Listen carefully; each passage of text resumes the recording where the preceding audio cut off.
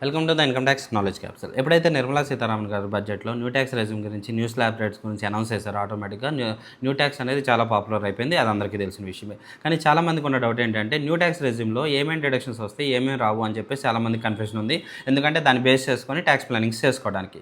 So ఈ వీడియోలో నేను చాలా సింపుల్గా 3 పాయింట్లో చెప్పేస్తాను. ఫస్ట్ ఇది వచ్చేసరికి ఏంటంటే న్యూ ట్యాక్స్ రెజ్యూమ్లో మీకు ఏమి ఎలిజిబుల్ ఉంటుందండి, కంపల్సరీగా స్టాండర్డ్ డిడక్షన్, అది 75,000.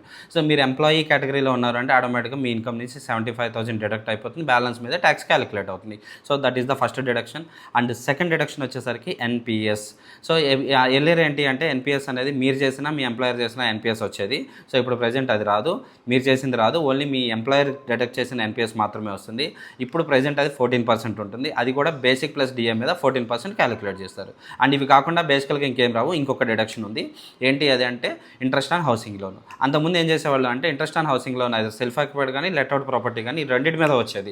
కానీ ఈ న్యూ ట్యాక్స్ రెజ్యూమ్ ఇప్పుడు ప్రజెంట్ ఎవరైతే న్యూ ట్యాక్స్ కింద క్యాలిక్యులేట్ చేస్తారో వీళ్ళకి సెల్ఫ్ ఆక్యుపైడ్ ప్రాపర్టీ మీద ఇంట్రెస్ట్ ఆన్ హౌసింగ్ లోన్ రాదు. అదే ఇంట్రెస్ట్ కనుక మీరు లెట్అవుట్ కనుక ఇచ్చారు అనుకోండి, వేరే వాళ్ళకి లెట్అవుట్కి ఇచ్చిన ప్రాపర్టీ అనుకోండి, దాని మీద ఉన్న ఇంట్రెస్ట్ అయితే మీకు డిడక్షన్ కింద వస్తుంది. ఇవి మాత్రమే డిడక్షన్స్ వస్తాయి న్యూ ట్యాక్స్ రెజ్యూమ్లో. సింపుల్గా ఇంకెంత మించి మీరేం గుర్తుపెట్టుకోవాల్సిన అవసరం లేదు.